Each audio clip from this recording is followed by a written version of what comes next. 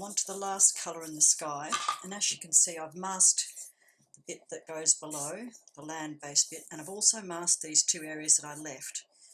That peeled off after each inking. I've added a bit more of a different blue to the mix, and I've also diluted it at this end so it should be a little paler, and I've added some more purple, so I just want to see how this works out. Remembering that these clouds at the bottom are very dark, but not quite so dark at the top. So ink up well. I think in fact I won't actually have enough ink on this lot to do all of the prints with the hand rubbing, which require a bit more ink. But you can see, apart from these areas, we have the areas we need inked up like that there. So I'll run this through the press and I'll show you the results. So I've put the final layer of ink on, the dark ink, but what I realised once I'd done it, because I'd added another blue in there, the colours that I'd used previously didn't work.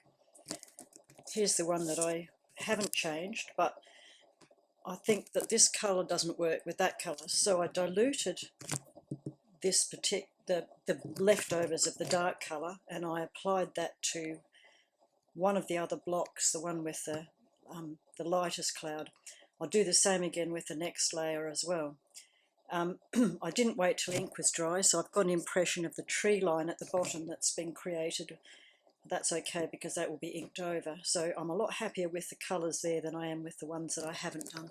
I'll go through and do all of those prints again. I hand rubbed the first ones with the bigger, with a lot of ink. I used a lot of ink this time, started at the beginning. I've been finding that the hand rubbing has not worked as well as it should, because by the time I come to do it, I'm using the last ink on the board and there's just not enough to give it an impression.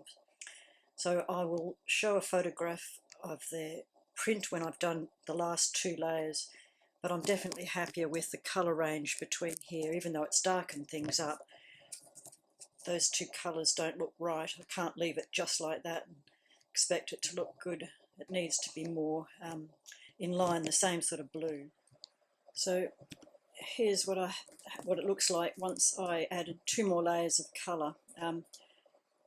It looks a lot better, it's more coordinated, but I'm finding that it is quite dark, and when I do a proper addition I will tone it down, but I'll also be using the same colour blue that I've decided is the one I wanted. It's a Pantone 279, and I will add a little bit of the other colour, 295, to darken it, give it a bit more of a grey tone, as well as the violet, but I will continue on with the rest of the print next. After this is dried, 3 layers of colour, shouldn't usually do it, but I wanted to see how it's going to work, so I've done that. Now it needs a day to dry before I go on to the next layer.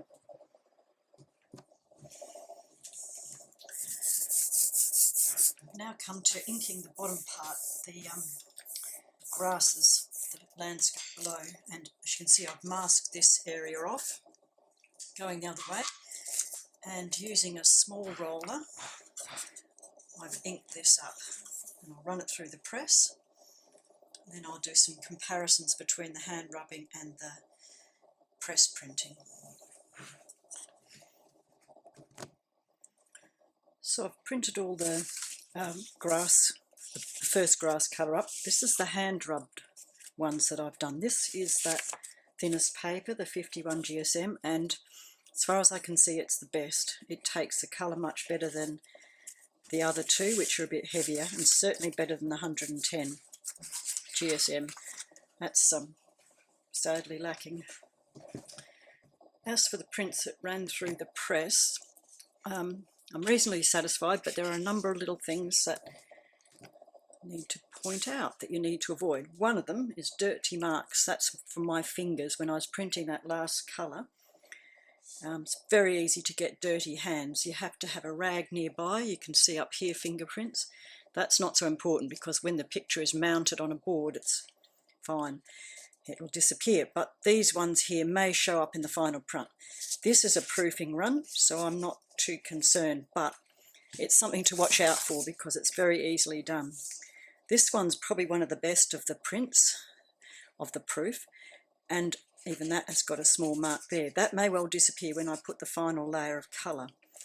I used a tube of oil paint in the yellow ochre because I don't have a tin of yellow ochre in the collection of inks that I have, and when I do the next layer I'm thinking I will add to the yellow ochre rather than do a completely different colour, and I'll either use a tin of khaki ink that I have or some brown.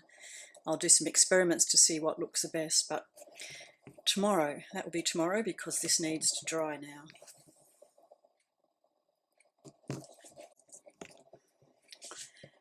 I've now put the darker colour onto the landscape part. I added a little bit of what was labelled khaki to the yellow ochre I already had and applied that. This one's the hand rubbed one, and I'm quite pleased with the way that finished up. The others are the ones that went through the press, including the bamboo paper and this circle smooth.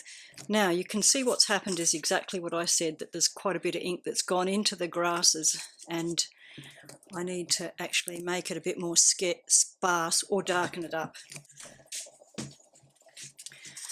Now I have here the picture that I've been working on for inspiration, and one of the things I could do with the spare blank parts of the other blocks is to do some fine dark detail, carve away most of it, just leaving some areas that are ink up a fair bit darker.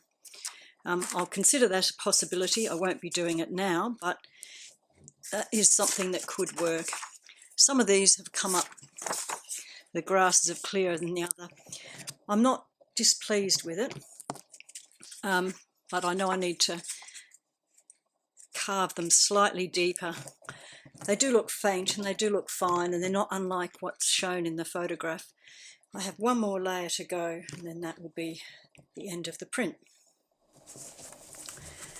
Now, something that I've been doing all along with my printmaking practice is to keep a record of the colours that I use, so that if I want to replicate them, I've got a record. In this one, I've written Approaching Rain, which is what I will call the print provisionally, and I've written that the colour I want it to be, which isn't what I use, but this is what I want it to be, is 279, very dilute, getting stronger through the second and third colours. Then for the grass I used a yellow ochre, diluted, and then I added the khaki to the yellow ochre. And the last colour will be black. I normally wouldn't record it until I've done it, but because I know what's going to be, I've done it. I have many of these little books, and they're an invaluable record if I want to go back. If I really like the way something turned out, then I'll use that to reference, so I know what colours to use. I have a lot of tins of ink, and it helps to keep it all recorded so that I know what to do. It's working very well for me, and I'll continue to do that, and I recommend it. I've just applied the final colour, the black tree line. This is the best of the hand rub papers. This worked quite well, although as you can see there is a white line where I didn't make the right decision where to mask when I put the ink on it, so that's something to be looked at carefully. I didn't do that mistake with the remaining ones. In fact, I tended to overcompensate, and I've created a line at the base that I'm actually quite happy with. It's an overlap between the dark and the light.